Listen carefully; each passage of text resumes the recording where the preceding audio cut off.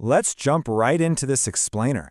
Today, we're putting the common push-up, which, let's be honest, is one of the most misunderstood movements in all of fitness, under a microscope. We're going to break down the hard clinical data, the kinematics, and the electromyography.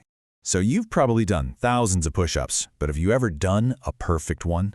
We're challenging your ego right off the bat here to prime you for the heavy science behind a truly flawless rep. Push-ups are a staple for a reason, right? But when you rush the reps or just kind of ignore your form, you're not only limiting your progress, you're risking some serious injury. It's time to drop the ego and look at the actual physics of what your body is doing. Here's our roadmap for today. First, the bodyweight training advantage. Second, core stability and alignment. Third, elbow positioning and kinematics. Fourth, grip width, muscle activation. And finally, strategies for progressive overload. Section 1. The bodyweight training advantage. What's absolutely fascinating here is the sheer force involved. Clinical research reveals a massive 1,838 newtons of compressive spinal loading right on the L4 and L5 vertebrae during a standard push-up. I mean, this completely shatters the myth that it's just an arm or chest workout.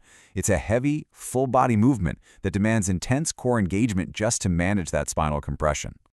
And check this out. The physical resistance actually mathematically shifts throughout your range of motion.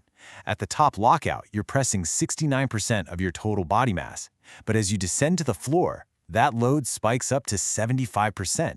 Think about that. If you weigh 200 pounds, you are actively pushing up to 150 pounds of raw resistance straight out of the bottom position.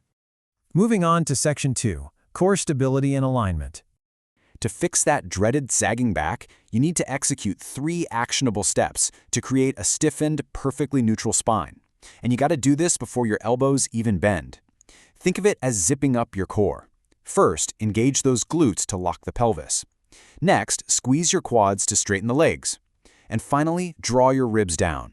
You want to brace your entire body as if you're about to take a heavy punch straight to the stomach. All right, Section 3. Elbow positioning and kinematics. Now let's look at the mechanical damage caused by some really common positioning errors. Flaring your elbow straight out into a T-shape puts your shoulders in a highly vulnerable position. You're practically guaranteeing joint stress there. But on the flip side, pinning your elbows tightly against your ribs, well, that completely shuts down the chest, shifting almost the entire load onto the smaller triceps muscles. So how do we fix it? Well, to safely dissipate that energy and effectively target the chest, you must create a 45-degree angle between your torso and your upper arms. Imagine you're making an arrow shape with your body as you lower to the ground. This perfectly optimizes the length-tension relationship of the pectoralis major, all while protecting that delicate shoulder capsule. It's a total game changer. And clinical studies on peak joint loading show exactly why you need to control your depth. Keeping your elbow flexion just under 90 degrees at the absolute bottom of the movement is the safest strategy for strengthening the upper extremities. It prevents you from exposing the elbow to extreme, dangerous valgus stress. Next up, Section 4. Grip width muscle activation. It's wild, but simply shifting the width of your hands drastically alters your muscular firing patterns. Placing your hands in a narrow setup right beneath the sternum creates a massive internal moment at the elbow, really firing up the triceps. Meanwhile, moving out to a standard shoulder width setup spreads that mechanical load right across the pectoralis major and the anterior deltoids.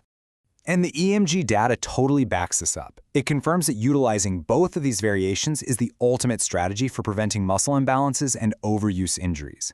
Because look, if you exclusively do wide push-ups, you're risking elbow tendinitis and rotator cuff strains simply due to weakness in the triceps. A balanced approach is what ensures comprehensive upper body health.